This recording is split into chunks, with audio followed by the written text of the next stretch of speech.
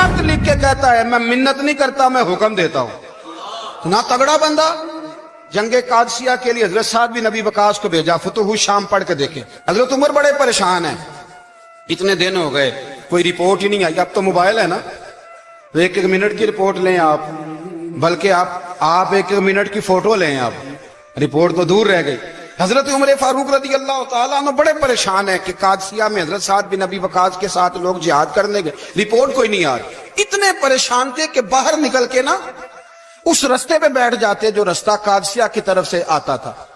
जो भी आता जाता पूछते जंग के क्या हालात हैं। उधर जब अल्लाह ने फतह दे दी ना, तो हजरत साद बिन नबी वकास रदी अल्लाह तआला अन्हु ने ना एक कासिद को खत दे के भेजा। कहने लगे उमर के पास जाओ, उन्हें इत्तला दो कि अल्हम्दुलिल्लाह अल्लाह ने इस्लाम को फतह अता कर दी। ये हजरत उमर को जाके देना। वो बड़े परेशान होंगे। वो जो उस जमाने में इस तरह होता था कि कई दूर दूर से सहाबा जो दूसरे शहरों के मुल्कों के रहने वाले होते थे, वो भी आके शामिल हो जाते थे जिहाद में। कोई एक दफा मदीने आया, कोई दो दफा आया, फिर अपने अपने इलाकों में। बहुत सारे लोगों ने ज्यादा दफा हजरत उमर को देखा भी नहीं था। वो जो कासिद खत लेके आया था ना, उसने एक आध दफा देखा था, हजरत उमर बूढ़े हो गए, वो पहचानता नहीं था। उधर से वो खत लेके आ गया। हजरत उमर मदीने से बाहर निकल के उस रोड पे बैठे थे जो कादसिया से आता था। जब वो उस आदमी को आते देखा तो हजरत उमर उठ के खड़े हो गए, फरमाने लगे कादसिया से आ रहे हो? वो क्या कहता है? फटे पुराने कपड़े, टूटे हुए जूते, सर पे पुरानी पगड़ी। कहने लगे गुलाम मदीने के रहने वाले हो? हजरत उमर कहने लगे हाँ मदीने का हूं। कहा मैं कादसिया से आया हूं, अल्हम्दुलिल्लाह अल्लाह ने इस्लाम को फतह दे दी है, अल्हम्दुलिल्लाह कुफर की कमर टूट गई है। उसने ये बात करके तो घोड़े को एड़ी लगाई, घोड़ा दौड़ने लगा मदीने के। हजरत उमर भी साथ साथ दौड़ रहे। फरमाने लगे अच्छा बताओ खालिद बिन वलीद का क्या हाल है? थोड़ा आगे जाके फरमाने लगे उसामा बिन जैद कैसे है? वो कहते ठीक है। फिर उसने और घोड़ा, उमर साथ साथ दौड़ रहे हैं, साथ साथ। 24 लाख मुरब्बा मील का हुक्मरान, एक जूता पैर से निकल गया, उमर दौड़ रहे हैं। आगे जाके पूछते हैं साद बिन नबी वकास का क्या हाल है? कहा हुजूर वो भी ठीक है। कितने लोग मेरे शहीद हो गए मुसलमानों में से? कहने लगा सही गिनती का नहीं पता, ये लफ्ज अदा होते होते मदीने की सरहद आ गई। लोगों ने उमर को घोड़े के साथ दौड़ते देखा तो कहा अमीरुल मोमिनीन क्यों दौड़ रहे हैं? वो गुलाम छलांग लगा के नीचे आया, कदमों में बैठ गया। कहने लगा हुजूर आपने बताया ही नहीं आप अमीरुल मोमिनीन है। आप फरमाने लगे क्या बताता? मैं तो ऊंट चराने वाले का पुत्र हूं, क्या बताता? वो उमर हूं जिसने अपने गुनाहों का हिसाब देना है, क्या बताता? जो साद बिन नबी वकास को जिहाद पे भेज के कुछ बुज़दिलों की तरह घर में बैठा है, क्या बताता? कोई हैसियत नहीं, कोई तार। तूने अच्छा किया, तू तो मुजाहिद था, मुझे साथ साथ दौड़ाया, तूने अच्छा किया। जितने लोग थे चीखे मार के रोने लगे। हजरत फारूक आजम से कहने लगे उमर जब तक तेरे जलवे रहेंगे अल्लाह कामयाबियां ही अता फरमाएगा, जब तक तेरा रंग रहेगा अल्लाह ताला नवाजता ही रहेगा। कुछ नहीं, कभी अपना आप जाहिर ही नहीं किया। बहुत बड़े थे, बहुत बड़े थे हजरत उमर, बड़े थे। हजरत अबू राफे गुलाम थे, कुरान पाक बड़ा सोना पढ़ते थे। हजरत उमर जब भी उन्हें मिलते कहते अबू राफे तो उमर से अच्छा है, कुरान बड़ा शानदार पढ़ता है। तो वो कहते हुजूर अगर मैं कुरान सही पढ़ता हूं तो आपको कुरान की तशरीह ज्यादा सही आती है, आप भी तो मुझसे अफजल हैं। तो आप फरमाते नहीं फिर भी तो मुझसे अफजल है। क्यों? इसलिए कि तू अपने आका की नौकरी भी ठीक करता है और रब की इबादत भी ठीक करता है, और मुझे खाली सिर्फ इबादत करनी होती है वो भी ठीक नहीं कर पाता। सारी जिंदगी अपना मुहासबा, सारी जिंदगी अपने गिरेबान में देखा, सारी जिंदगी अपने आप को परखा, अपने आप को टटोला। 65 साल उम्र बीत गई। हजरत हुज़ैफा बिन यमान एक सहाबी थे, मेरे नबी करीम अलैहिस्सलाम ना उनसे राज की बातें करते थे। हर बंदे का आज़मा ठीक नहीं होता, सबसे राज की बात नहीं करनी चाहिए। हजरत हुज़ैफा बिन यमान कहते हैं हुजूर राज की बातें बताते। मदीना मुनव्वरा में जो मुनाफिकीन थे उनकी लिस्ट भी नबी पाक ने हजरत हुज़ैफा बिन यमान को दी थी। जब कोई मशकूक आदमी मर जाता ना तो सहाबा कहते हम देखते अगर हजरत हुज़ैफा ने जनाजा पढ़ा तो हम भी जनाजा पढ़ लेते। नबी पाक ने भी कुछ जनाजे नहीं पढ़े, तिरमिजी में है, फरमाया उस्मान से जो बुग़्ज़ रखे उसका जनाजा नहीं पढ़ेंगे। हजरत हुज़ैफा बिन यमान अगर जनाजा पढ़ते तो लोग पढ़ते, वो ना पढ़ते तो लोग जनाजा ना पढ़ते। حضرت حذیفہ بن یمان کہتے ہیں جناب عمر فاروق کی خلافت کے آخری ایام تھے، کچھ دنوں کے بعد وہ شہید ہو گئے۔ فرماتے آدھی رات کا وقت تھا، میں گھر میں سویا تھا بڑا بے فکر، اچانک میرے دروازے پہ دستک ہوئی، میں گھبرا کے اٹھا، اتنی رات کو کون آیا؟ کہتے ہیں قربان جاؤں، دروازے پہ گیا تو امیر المومنین فاروق اعظم دروازے پہ۔ میں نے کہا عمر کوئی حکم تھا تو مجھے بلا لیتے۔ کہنے لگے میں نا امیر بن کے نہیں آیا، تیرا ویر بن کے آیا ہوں۔ امیر المومنین کی حیثیت سے سرکاری کام سے بلاتا تو وہاں بلاتا، مجھے ایک ذاتی کام پڑ گیا۔ کہتے میں نے عمر کو گھر کی اندر بلا کے چارپائی پہ بٹھایا، میں نے کہا حضور میں غریب آدمی، میں کیا آپ کے کام آ سکتا ہوں؟ تو کہتے ہیں انہوں نے نا مجھے ساتھ بٹھا لیا، پھر میرا ہاتھ پکڑ لیا، کہنے لگے تو عمر کو جانتا ہے؟ عمر جھوٹ نہیں بولتا۔ تو جانتا ہے؟ عمر وعدوں کا پکا ہے۔ کہا حضور جانتا ہوں۔ کہا میں اس وقت آیا ہوں جب دیکھ بھی کوئی نہیں رہا۔ حضرت حذیفہ بن یمان کہتے ہیں پریشان ہو گیا، حضور پہلیاں نہ بجھوائے، مہربانی کر بتائیں کدھر آئے ہیں؟ حضرت عمر فاروق فرمانے لگے 65 سال کا ہو گیا ہوں، 63 میں چل رہا ہے، داڑھی سفید ہو گئی ہے، البک گیا، اٹھ فریدہ ستیا، داڑھی آ گئی پور، اگا نیڑے آ گئی، پیچھا رہ گئی دور، اب قبر اشر کا معاملہ صاف نظر آنے لگا ہے۔ کہا حضور مجھ سے کیا چاہتے ہیں؟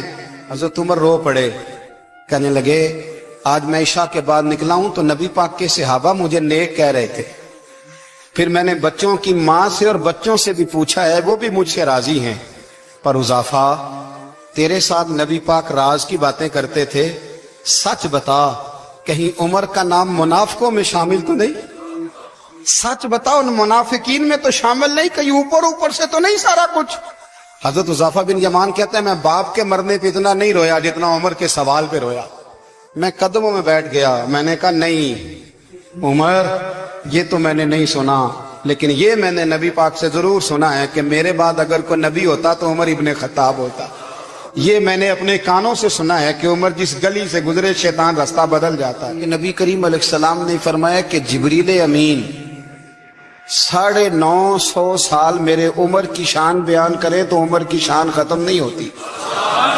950 سال اگر حضرت جبریل بھی بیان کریں تو یہ مقام ہے سیدنا فاروق اعظم کا۔ اللہ تبارک و تعالیٰ نے جس طرح سارے نبیوں میں شان حضور کو عطا فرمائی، اسی طرح تمام نبیوں کے حواریوں میں سب سے زیادہ شان حضور کے غلاموں کو عطا فرمائی۔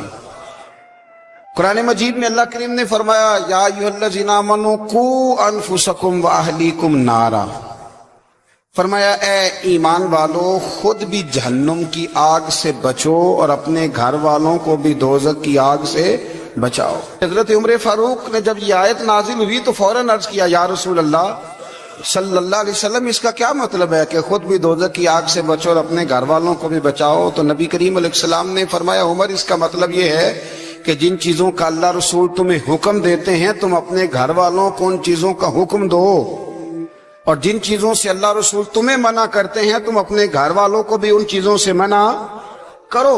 حضرت عمر فاروق کی زندگی میں جو چیز آپ کو بہت زیادہ ملے گی نا وہ یہ ہے کہ آپ نے جتنا کڑا احتساب محاسبہ باہر والوں کا کیا ہے نا اس سے زیادہ بڑھ کے اپنا اور اپنے گھر والوں کا کیا ہے۔ یہ بڑا عجیب معاملہ ہے کہ ہم جتنے لوگ ہیں ہمارا معیار یہ ہے کہ سامنے والا غلط ہے اور میں ٹھیک، یعنی دوسرے کا بچہ گلی میں نظر آ جائے تو اس کی غلطیاں نکلنی شروع ہو جائیں گی، اور میرا بچہ سارا شہر گھوم آئے ایک ٹائر پہ موٹر سائیکل پہ تو ہم کہتے ہیں کہ ابھی بچہ ہے، انشاءاللہ سیانا ہو جائے گا۔ اگر ابا جی آج تک سیانے نہیں ہوئے جس کو سمجھا لیں تو پھر بیٹے کا سیانا ہونا تو ہو سکتا ہے کہ وہ 60-70 سال لگ ہی جائیں۔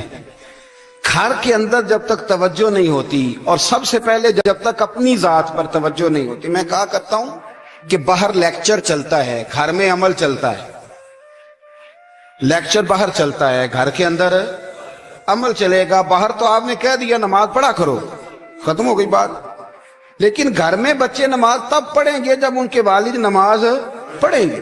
گھر میں کہہ دیا پردہ کرو، پر گھر میں بچیاں پردہ تب کریں گی جب ان کی اماں پردہ کرے گی۔ گھر کے اندر عمل چلتا ہے، باہر تو چلو بات بھی چل جاتی ہے، تو والد کا جب تک کردار بچے نہیں دیکھتے جب تک اتنی دیر تک ان کا تبدیل ہونا ممکن نہیں ہوتا.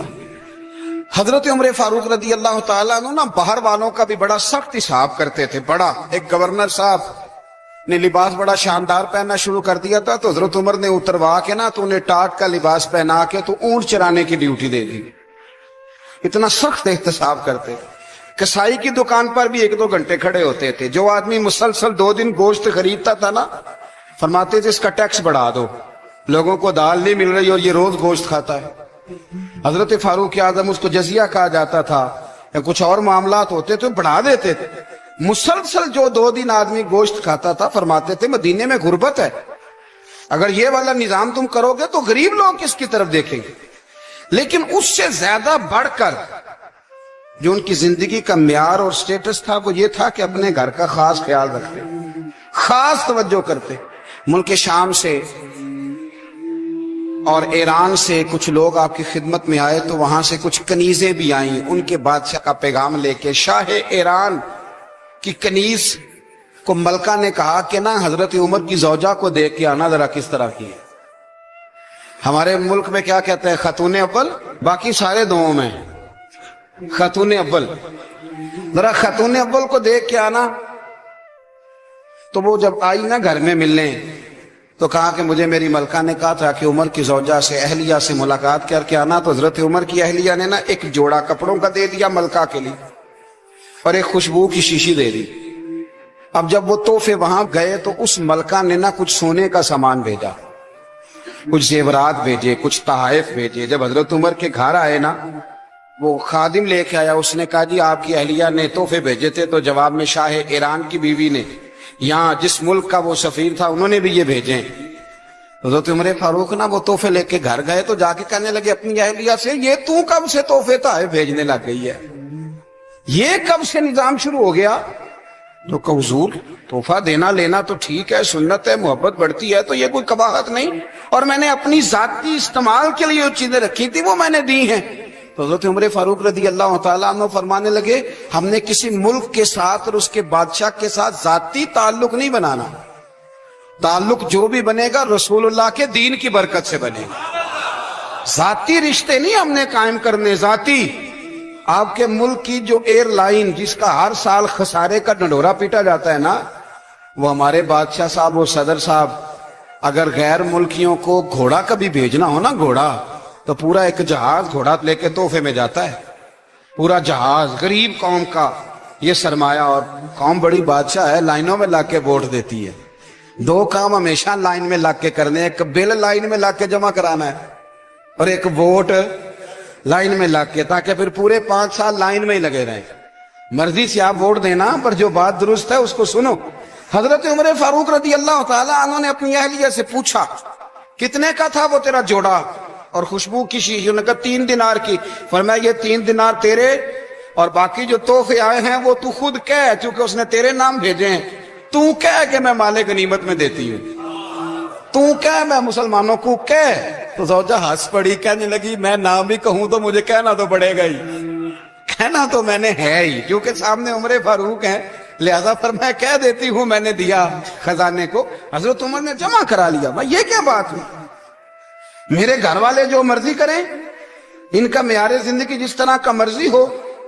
اور حضرت عمر ایک جملہ کہا کرتے تھے, اللہ کرے کہ یہ باتیں اس دور حاضر میں ہماری سمجھ میں آئیں. حضرت عمر فاروق رضی اللہ تعالیٰ عنہ اپنے بچوں کو فرمایا کرتے تھے کہ بہت آدمی کو بھوک لگی ہو نا اور پھر اس کی پسند کا کھانا پکا ہو, جتنے شوق سے وہ اس کھانے کو دیکھتا ہے نا, فرمایا اس طرح پوری قوم اپنے بادشاہوں کے خاندان کو دیکھتی ہے, اس تیزی کے ساتھ دیکھتے ہیں کہ ان کے گھر میں کیا ہو رہا ہے, ان کا معیار زندگی کیا ہے, ان کا سٹیٹس کیا ہے. آپ کے بچے دونوں کاروبار کے لیے مصر گئے, ایک بہت بڑا قافلہ گیا مدینے سے مصر تجارت کے لیے. تو یہ گئے تجارت کے لیے, تو حضرت عبداللہ ابن عمر اور حضرت عبید اللہ ابن عمر, حضرت عمر کے دونوں بیٹے گئے. جناب عمر فاروق کے بچے جب وہاں پہنچے تو مصر کے گورنر نے نا لوگوں کو تعارف کرایا کہ یہ عمر فاروق کے بیٹے ہیں. ایک چھوٹی سی بات کر دوں, یہ چودھری کے بیٹے کو کون بتاتا ہے کہ تو چودھری کا بیٹا ہے؟ باہر والے بتاتے ہیں, گھر والے. اور सेठ साहब के बेटे को कौन बताता है कि तू सेठ साहब का बेटा है, और मालिक को कौन बताता है कि तू मालिक का बेटा है और ये किराएदार है, ये कौन बताता है? ये सोच हम देते हैं बच्चों को। चौधरी और कम्मी की सोच, अमीर और गरीब की सोच, मालिक और किराएदार की सोच, घर के मालिक की और काम करने वाले की सोच, ये हम देते हैं। याद रखना, ये हम देते हैं, ये हमारा मिजाज है, ये बाहर से नहीं आती। तू कोई शहजादा है, तू सेठ है, तू नवाब है, ये सोच बाहर से नहीं आती। ये अम्मा सोच देती है, अम्मा, ये अब्बा सोच देता है। और फिर जब तबाही उतरती है तो उसके जिम्मेदार भी बाहर वाले नहीं होते, घर वाले होते हैं, घर वाले। हमारे बच्चों की तबीयतों पर ज्यादा नक्श बाहर वालों का नहीं होता, घर वालों का होता है, याद रखिएगा। हजरत उमर फारूक रदी अल्लाह, बच्चे हैं, शहजादे हैं, वो कारोबार करने गए और वहां बताया गवर्नर साहब ने कि ये फारूक आजम के बच्चे, अमीरुल मोमिनीन के। लोगों ने उनसे ज्यादा माल खरीदा, तिजारत में ज्यादा नफा हुआ। जाहिर है कि वो आपके जो अल्लाह खैर करे हुक्मरान है, उनके कारोबार कितने मुल्कों में है, किस बुनियाद पर है? वो सिर्फ इस बुनियाद पर कि वो हुक्मरान रहे, उनके लिए आसान था बड़े लोगों से ताल्लुकात बनाना। हजरत उमर फारूक रदी अल्लाह तआला अन्हु के बच्चे ढेरों माल कमा के जब वापस आए ना, तो हजरत उमर से आके बच्चों ने बतौर मोहब्बत का, अब्बा जी अल्लाह ने बड़ा ही फजल किया है, बड़ा माल कमाया अल्हम्दुलिल्लाह, ये देखें कितना नवाजा है। तो हजरत उमर कहने लगे, सारे काफिले ने इतना ही कमाया है, सारे काफिले ने इतना ही कमाया है? तो हुजूर नहीं, सारे काफिले ने इतना नहीं कमाया, सबको इतना नहीं मिला। वो तो वहां गवर्नर साहब ने लोगों को तारुफ कराया था कि ये उमर के बच्चे हैं, तो लोगों ने फिर हमसे बड़ा ही खरीदा। तो हजरत उमर फरमाने लगे, ठीक हो गया, मैं बात समझ गया, इस तरह करो, जो तुम्हारी असल जर थी ना, जो राज थी, वो रख लो और बाकी सारा माल माले खजाना में जमा करा दो, इसलिए कि ये तुमने तजारत नहीं की, ये तुमने अपने बाप का नाम बेचा है, ये तुमने अमीरुल मोमिनीन के बेटे होने का फायदा उठाया है। फरमाया ये तुम्हारा नहीं हक, ये मुसलमानों का है, इसलिए कि ये माल तुमने मेहनत से नहीं कमाया, ये बाप की कुर्सी का फायदा उठाया है। और फरमाया अगर तुमने माल जमा ना कराया तो मैं माल भी ले लूंगा जबरदस्ती और कोड़े भी मारूंगा, डबल सजा दूंगा, मर्जी से जमा कराओगे तो कोड़ों से बच जाओगे। बड़े बेटे ने तो जमा करा दिया, तो छोटा थोड़ा परेशान हुआ। तो हज़रत अब्दुल्लाह इब्ने उमर छोटे भाई का माथा चूम के कहने लगे, बेटे चुप करके जमा करा, यहां भी फख्र करके हम उमर के बेटे हैं और कयामत में भी फख्र करेंगे कि हम फारूक आजम के बेटे हैं। हजरत उमर फारूक ने जाती जिंदगी पर जो तवज्जो दी, घर वालों के मेयार पर जो तवज्जो दी हजरत उमर फारूक रदी अल्लाह तआला अन्हु ने, वो भी बड़ी दीदनी है। हजरत अबू मूसा अशअरी को ना आपने वजीर खजाना बनाया था, तो हजरत अबू मूसा अशअरी कहते हैं कि हजरत उमर को शय खजाने में रहने तो देते नहीं थे। एक दिन ना मैं सफाई कर रहा था उस कमरे की जिसमें खजाना रहता था। हमारे तो मुल्क में जो जाता है वो सफाई करके ही जाता है, अल्लाह खैर करे। और खैर मेयार बदलता है, जो पिछली हुकूमत होती है वो कर्जा उठाती है, वो बाहर से जाती है तो कर्जा लेके आती, और जो नहीं आती है वो कहती है हमें पैकेज मिल गया है, वो कर्जा नहीं उठाते। उनको क्या मिलता है, यानी पिछली ने कर्जा लिया था और हमने, वाह जी वाह क्या खूबसूरत अंदाज है, उसका नाम बदल के ना, उन्होंने कर्जा लिया था और हमने, मैं कहा बड़े शानदार सियाने बंदे हो गए। हजरत सैयदना अबू मूसा अशअरी कहते हैं कि मैंने ना माले गनीमत की सफाई की तो एक दिनार मुझे ना कहीं पड़ा हुआ मिल गया। तो फरमाते हमें इजाजत होती थी कि एक आध दिनार हम अपनी मर्जी से कहीं खर्च कर सकते थे।